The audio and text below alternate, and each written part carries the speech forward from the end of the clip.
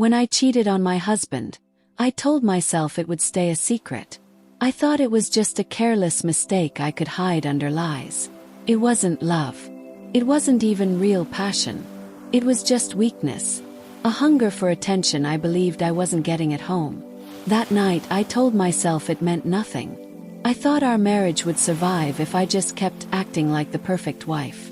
But guilt isn't something you can lock away. It seeps into your smile, poisons your laughter, and creeps into every quiet moment. Even when my husband, Daniel, looked at me with his warm brown eyes, I couldn't hold his gaze.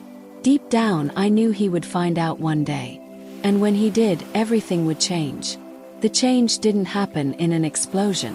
There were no shouting matches, no slammed doors, no dramatic fights. Instead it came slowly.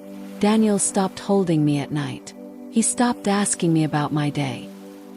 He stopped giving me those soft, tender kisses that once felt as natural as breathing. At first, I told myself he was tired or stressed from work. But the truth was clear in his silence. He knew.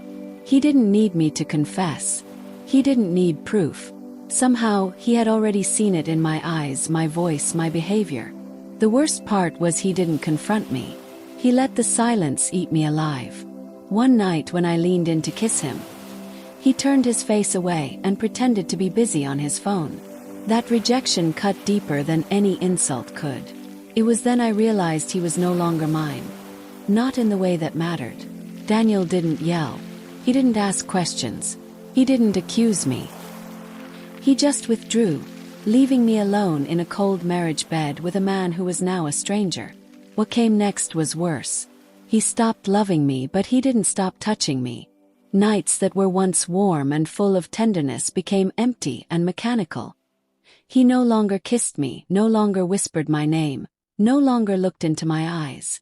Instead, he used me coldly, like I wasn't his wife but an object. Punishment. Every time it happened, my soul shrank, my shame grew. I wanted him to forgive me or leave me.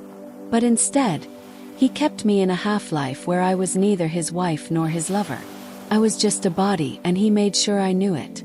I tried to fix it. I cooked his favorite meals, wore the clothes he used to like, tried to start playful conversations. But he barely looked at me. He ate in silence. He walked past me without a word.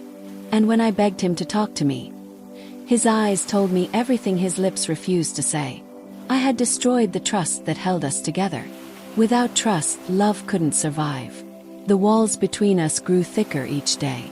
He stopped asking where I was going. He stopped caring when I stayed out late.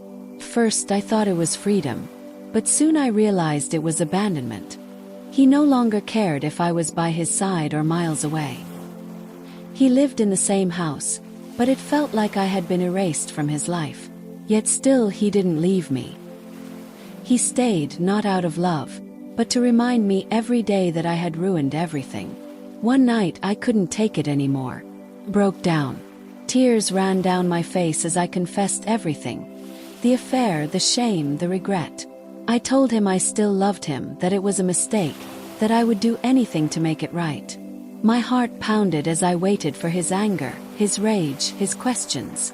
But instead, Daniel just looked at me with cold, unreadable eyes and whispered. I already knew. 3 words.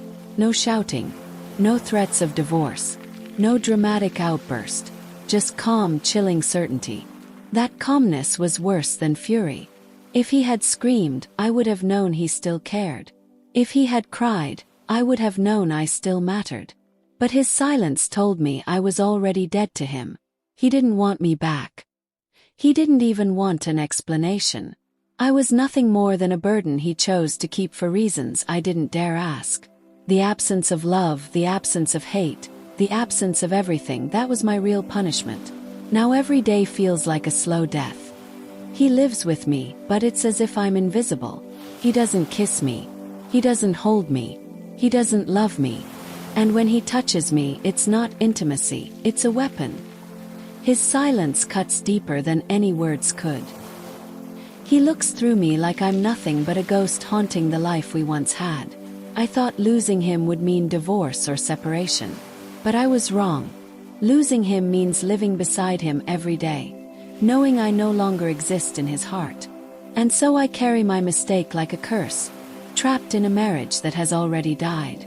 I thought cheating would give me freedom, excitement, something new. Instead, it destroyed me. Daniel didn't leave. He didn't fight. He didn't forgive. He just stayed, cold, distant, unreachable, reminding me every day of the price of betrayal. And now, as I lie awake at night staring at the ceiling, I realize the cruelest truth of all. I haven't just lost my husband. I've lost myself.